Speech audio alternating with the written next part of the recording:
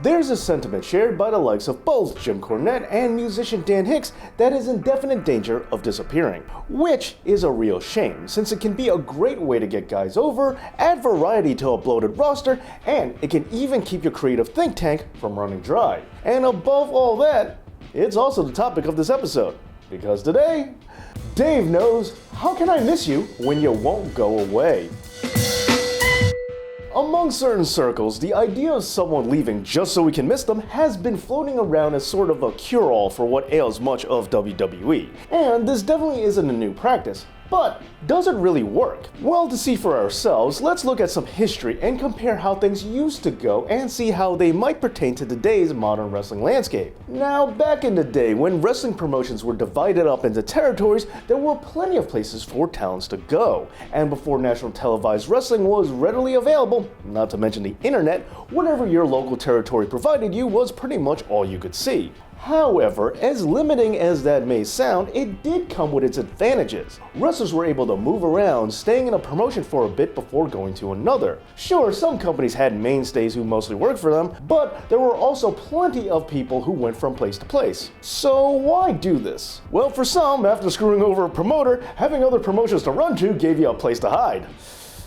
Aside from that, it did offer a few more positive solutions as well. For example, creative experimentation. Wrestlers were free to play heel in one place but face in another, or just have their gimmicks changed altogether. Sometimes this was done depending on if a particular promotion was lacking in one department. If they were short on heels or whatever, they would just have some new hire pick up the slack wherever it was needed, which could lead to some interesting discoveries, having wrestlers try their hand at playing characters that they might not have ever attempted otherwise. Now today, this is much harder to do if you're in a company like WWE when everyone sees you week after week and everything is archived on the network, preventing you from trying something out completely different as a one-off experiment. But as wrestling fans who support their local indie promotions can tell you, this old territory mentality is still very much alive among smaller independent companies. Oh, and might I point out that this thinking didn't go away as soon as the territory system did, as it still lingered on a bit during the WCW-WWF days. While it may not have been exactly the same, it still did keep the rotating door open to a degree. Sure, both were still heavily exposed nationally airing wrestling companies, but it allowed for some creative resetting from time to time. For example, things like legal rights kept wrestlers like Scott Hall from being Razor Ramon in World Championship Wrestling. But not only that, it also allowed wrestlers to stay fresh, and one of my favorite examples of this was Greg the Hammer Valentine. After beginning his career, he found himself in Mid-Atlantic Championship Wrestling from 1976 to 1978, and from there he went to the WWF for about a year before going right back to Mid-Atlantic. Continuing this pattern, Valentine would bounce back and forth between companies, spending about a year or two in one before going back to the other. Eventually, he would spend a considerable amount of time in WWF, only to leave making a quick stop in the Universal Wrestling Federation in 1991, and then going back to juggling his time between two companies, but this time it would be WWF and WCW. All in all, over 20 years, Valentine changed companies a total of 11 times. Now, why did he do this? Well, the Hammer was really smart about not wanting to wear out his welcome. He would spot when creative was beginning to run out of ideas for him and when fans were beginning to view him as an afterthought. And when he saw signs of growing stale, that's when he would pack up his stuff and leave. Now, the Hammer wasn't the only wrestler to do this. In fact, if you look back in history, there were quite a few wrestlers like the British Bulldog or Roddy Piper who for one reason or another bounced around more frequently than you probably would remember. But okay, let's say you see the value in resetting a talent, but you don't want them working for your competition.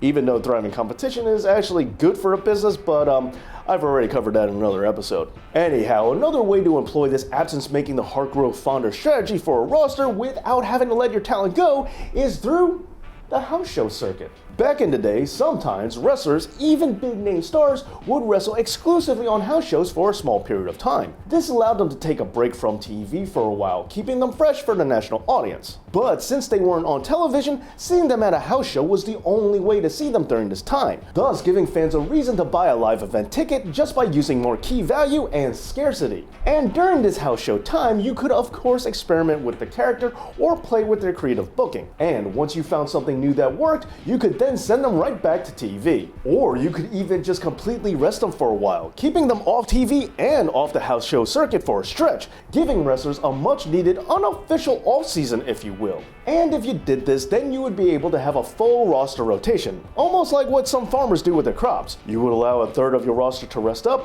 another third working out some stuff on the house show circuit, and yet another third making high-profile worldwide television. Plus, with WWE having over 200 wrestlers in their employ, there would be no shortage of talent to go around, as it would roughly translate to about 70 wrestlers occupying each position at a time. And between their 3 main shows, that's about 23 wrestlers for each Raw, SmackDown, and NXT. Not including NXT UK and 205 Live. But even so, that's still more than enough for each brand. And of course, this isn't a hard and fast rule. You can move wrestlers from slot to slot earlier or later, and you don't have to keep exactly a third in any one spot for any given amount of time. Not only that, but you can also move guys around so that way they're not always working with the same third of the roster all the time. But I know, some of you might be wondering, doesn't WWE kind of do this sort of thing already? Well, not exactly. Just keeping people off of TV because you have nothing to do with them and then shoving them into the Royal Rumble as an also-rans really doesn't count. I'm talking about bringing people back with express purpose, and only when you have something to do with them. I'm talking about using their off time to experiment and come up with new ideas, and only bringing wrestlers back when you have something specifically for them in this new role. That's how you rotate a roster correctly. Okay, so with all that being said, some of you might have noticed that so far I have mostly focused on using this as a method of keeping wrestlers solvent when you have nothing else to do with them. But this tactic also works extremely well with the opposite problem, as it's a great way to avoid overexposure. For example, despite the unfortunate circumstance around his absence, Roman Reigns taking time off TV did help him to get over with fans upon his return, and a multi-year break from in-ring competition somehow managed to get Daniel Bryan even more over than he already was when he did come back. And could you just imagine the ovation he would get if Jon Moxley returned to WWE one day as Dean Ambrose, reuniting the Shield yet again? The point is, while today's WWE tends to double down on a wrestler, pushing them harder and harder trying to get them over, it seems that the opposite might be a better strategy, as history has already proven. So in the end, what modern times might really need is the old-fashioned idea of resting a roster. Because after all, how can we miss you if you just won't go away? But what do you think? What are some other aspects of roster wrestling that you really like? Let me know down in the comments, and please make sure that your notifications are working and that you are subscribed right here to this channel. Thanks so much for watching, and as always, Dave knows.